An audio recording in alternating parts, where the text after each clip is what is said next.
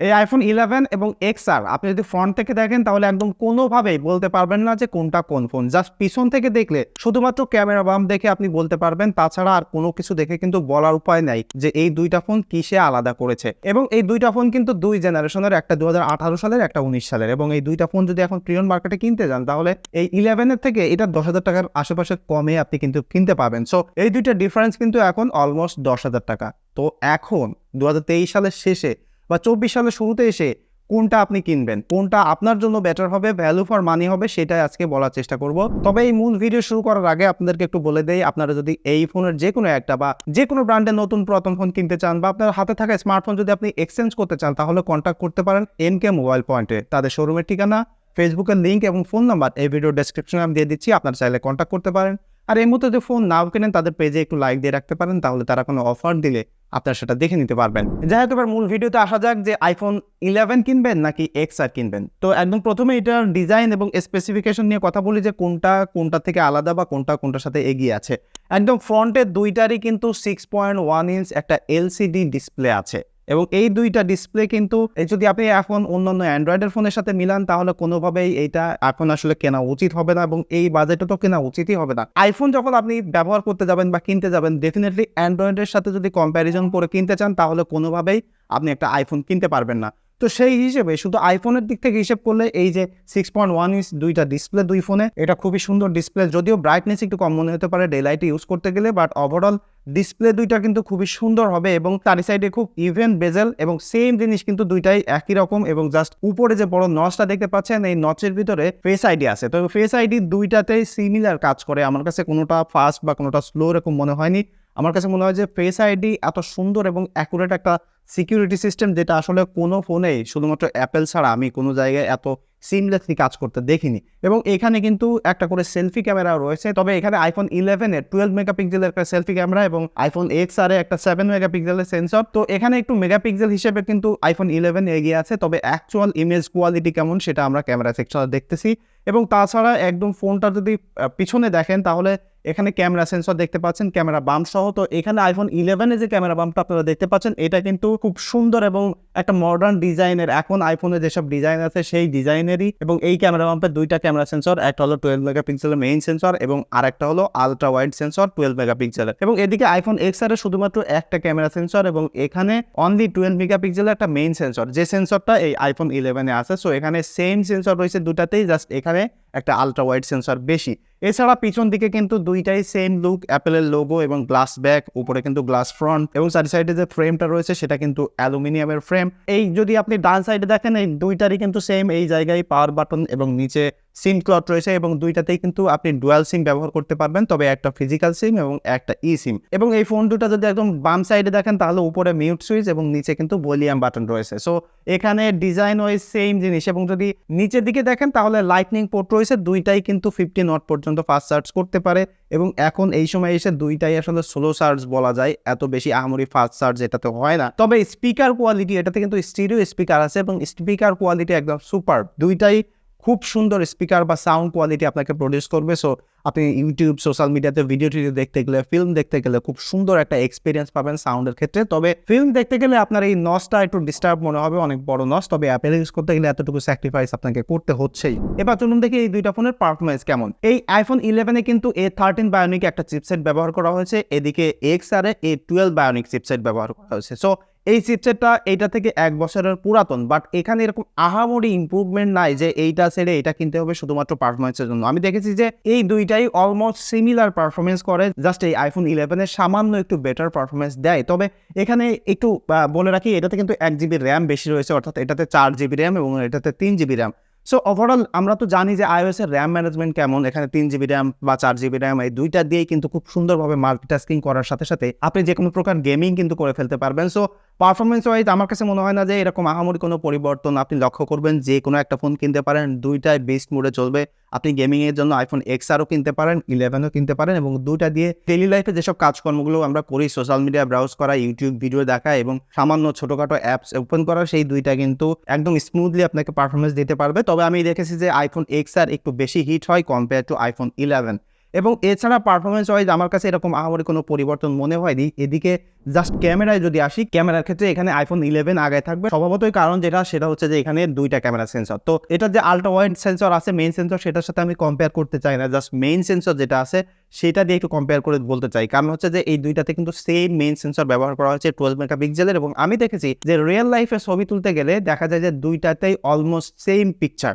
Just iPhone 11 একটু সামান্য একটু বেটার ডায়নামিক রেঞ্জ বা এক্সপোজার কন্ট্রোল করতে পারে। অনেক সময় দেখা যায় যে এইটাতে একটু আন্ডার এক্সপোজ মনে হয়, সেই ক্ষেত্রে এটা প্রপারলি এক্সপোজ করে। তো সেই জিনিসটা কিন্তু আপনি এইটা দিয়ে ছবি তুলে এডিট করে ঠিক করে ফেলতে পারেন। মানে এইটা জাস্ট যদি আপনি ছবি তোলার পরে হালকা একটু টুইক করেন, একটু শ্যাডোটা বাড়িয়ে দেন, একটু যদি হাইলাইটটা কমিয়ে দেন, তাহলে দেখা যায় যে একদম দুইটাতে সেম পিকচার। এবং একটা জিনিস হচ্ছে যে এই দুইটার যে পিকচার কোয়ালিটি, কালারের স্টাইল দুইটাতেই সেম। আমার কাছে এই জিনিসটা খুব স্পষ্ট হয়েছে যে আইফোনের যে কোনো ক্যামেরা দিয়ে আপনি যদি ছবি তোলেন তাহলে দেখা যায় যে সিমিলার লেভেলের একটা কালার পাওয়া যায়, এবং এখানে আসলে নো এক্সেপ্ট একই রকম কালার পাওয়া যায়, এবং এই দুইটা সেন্সর দিয়ে অলমোস্ট সেম পিকচার কোয়ালিটি আপনি পাবেন।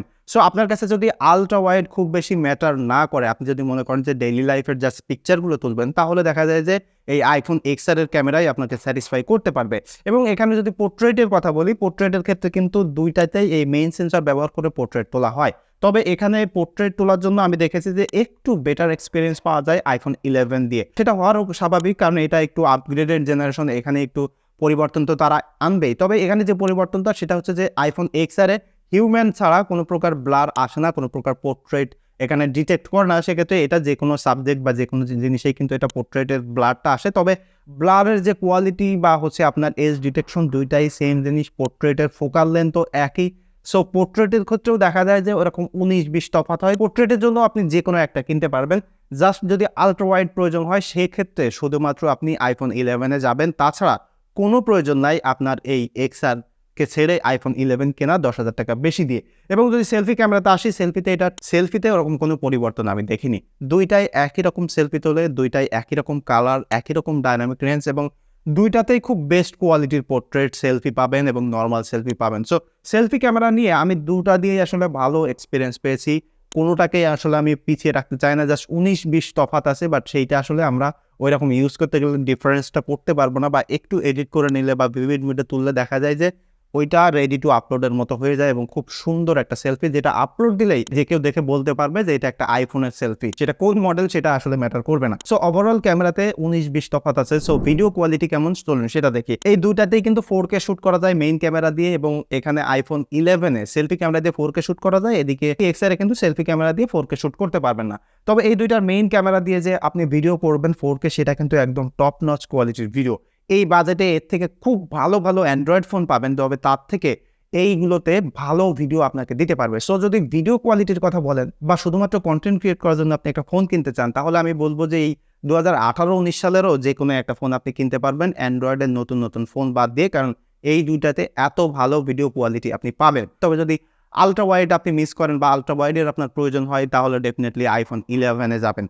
তাছাড়া সেলফি ক্যামেরা একটা ভিডিও স্যাম্পল আমি দিয়ে দিচ্ছি, আপনারা দেখে নেন। সেলফি ক্যামেরা ভিডিওতে আমাকে দেখতে পাচ্ছেন, এখানে আমি একটু লো লাইটে আছি। তো লো লাইটে কেমন ভিডিও করা যায়, এবং এখানে iPhone 11 সেলফি ক্যামেরার ভিডিওতে কিন্তু একটু ওয়াইড ফোকাল লেন্থ এবং এটাতে 4K শুট করা যায়। এদিকে XR একটু টাইট ফোকাল লেন্থ, কিন্তু তারপরেও আসলে এই দুইটাতে কেমন ভিডিও কোয়ালিটি বা কেমন আসলে ভিডিও ক্যাপচার করতে পারে, স্টেবল ফুটেজ পাওয়া যায় কিনা, এবং আমি যেখানে আছি তাই সেখানে কিন্তু তেমন নয়েজ নেই। তো সেই হিসেবে আসলে কেমন সাউন্ড ক্যাপচার করতে পারে সেটাও হোপফুলি আপনারা ছোট্ট একটা ভিডিওর মাধ্যমে দেখে ফেলতে পারবেন। তো এই দুইটার ব্যাটারি ব্যাকআপের কি অবস্থা চলুন সেটাই দেখি। এখানে iPhone 11 কিন্তু ব্যবহার করা হয়েছে 3110 মিলিঅ্যাম্পের একটা ব্যাটারি, এবং এই iPhone XR ব্যবহার করা হয়েছে 2942 মিলিঅ্যাম্পের একটা ব্যাটারি। তো এই দুইটার ব্যাটারি তো খাতা কলমে ডেফিনেটলি iPhone 11 একটু বেশি, এবং দেখা যায় যে ব্যাটারি ব্যাকআপেও iPhone 11 একটু আগায় থাকে। সেটা এরকম আহামরি না, বাট এটা যদি আপনি এই সময় হিসেব করেন তাহলে দেখা যায় যে একটা ফোনের সাথে আর একটা ফোন ভ্যারি করবে, কারণ এইটার ব্যাটারি হেলথ মিল ছিল না। আমি যখন ব্যবহার করতে এটাতে 88% ব্যাটারি হেলথ ছিল এবং এটাতে 81%। সো দেখা যায় যে ব্যাটারি হেলথের ব্যাপারটা ভ্যারি করে। তবে একটা জিনিস ফর শিওর, যে আপনি যদি iPhone 11 কেনেন তাহলে XR এর থেকেও বেশি ব্যাটারি ব্যাকআপ পাবেন। আমি এই যে দুটো ব্যবহার করলাম, এই iPhone 11 দিয়ে 4 ঘন্টা 40 মিনিট স্ক্রিন অন টাইম পেয়েছি, এদিকে এই iPhone XR দিয়ে 4 ঘন্টা। তো দেখা যায় যে এখানে 40 মিনিটের ব্যবধান রয়েছে। তো সেক্ষেত্রে দেখা যায় যে ব্যাটারির জন্য যদি আপনি কিনেন বা লং টাইম ব্যাটারি ম্যাটার করে আপনার কাছে, তাহলে আইফোন 11 কিনতে পারেন। তবে আইফোন এক্সআরেরও ব্যাটারি ব্যাকআপ এরকম আহামরি খারাপ না। তবে একটা জিনিস মাথায় রাখবেন, এগুলো কিন্তু 2018-19 সালের ফোন। এগুলো কেনার সময় আপনার একটু সাবধান থাকবেন যে অনেক সময় ব্যাটারি বুস্ট করা থাকতে পারে বা অরিজিনাল ব্যাটারি নাও থাকতে পারে, কারণ এগুলো এত পুরাতন ফোন হওয়ার শর্তে এই মুহূর্তে যদি কেউ আপনাকে বলে যে 100% বা 98% বা 95% ব্যাটারি, তাহলে ডেফিনেটলি একটু মাথায় রাখবেন যে 3-4 বছর পরেও সে একটা ফোনে কীভাবে 95% বা 8% ব্যাটারি হেলথ থাকে।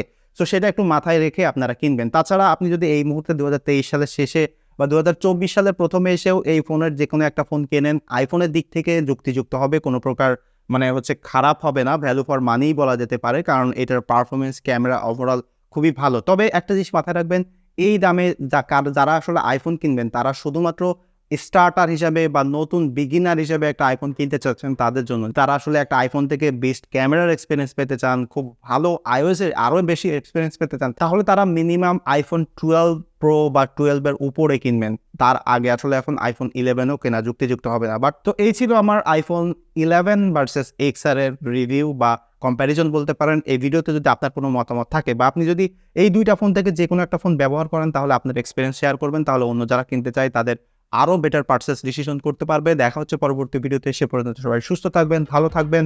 ধন্যবাদ সবাইকে।